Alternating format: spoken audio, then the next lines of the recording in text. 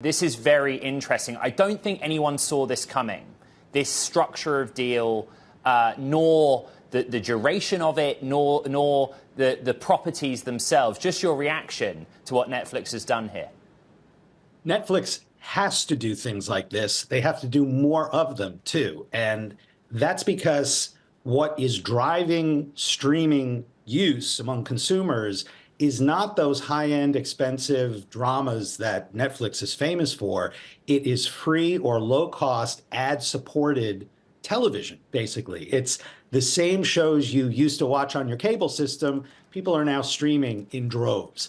And what is driving that behavior is predominantly sports and also news programming. So they had to get into this space. I mean, I run, as you said, Hang is a sports streaming platform that lets fans watch games on TV alongside famous athletes and celebrities. And we drive ridiculously high numbers of viewers, like 650,000 per event, plus 60% of them are 18 to 44. Exactly the Gen Z and young millennials who all sports advertisers and teams and leagues want to reach.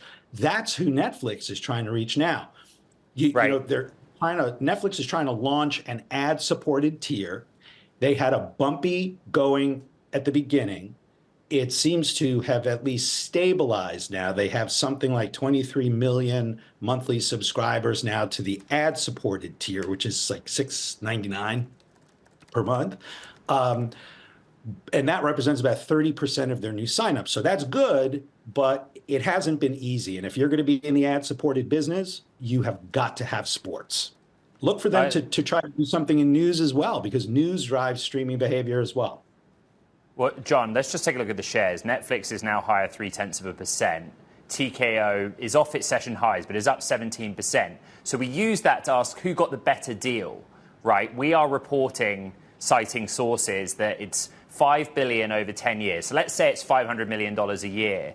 When Comcast paid $265 million a year for the rights, it wasn't seen as a very good deal. In this instance, who got the better of it?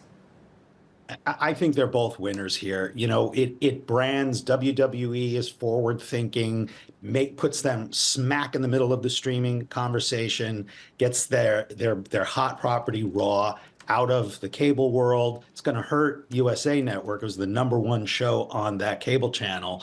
And so it's great for them and for the future growth possibilities, as Nick referred to. I've known Nick for a long, long time, and he's a very savvy deal maker, right, thinker about media.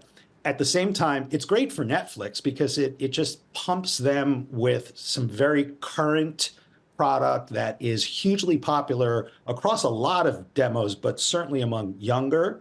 A lot of Latinx viewers, are driven to WWE programming as well.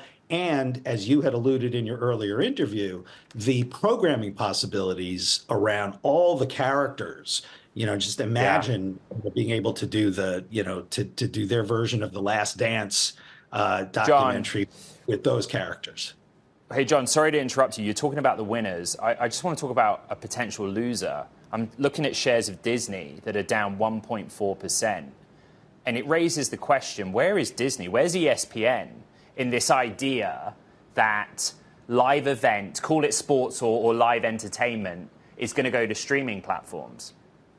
And they've been very vague about their streaming plans, right? They've said, look, we're working on a pivot from linear cable delivery into streaming, but we're not going to have an answer on that until 2025, which is like saying forever in the world of digital. I mean, Moore's law, everything accelerates exponentially. And so they've got to be scratching their heads and trying to come up with a strategy that's going to work. Now, what puts all of these players in jeopardy, Netflix included, is the runaway behemoth that is YouTube. YouTube is by far the biggest TV network on earth. They have something like 122 million daily users, 2.7 billion monthly users. And that just dwarfs a couple 100 million here, 100 million there for the other streamers. And what Right, YouTube right. is they give you the product for free for the most part. You can subscribe to premium, but the vast majority of users are just accessing it for free. And here's Netflix is still going to charge you $6 a month or $7 a month for the ad-supported tier. It's not free. And so what all other streaming platforms have to do is figure out a way to take share from YouTube or borrow from their model better than they have been.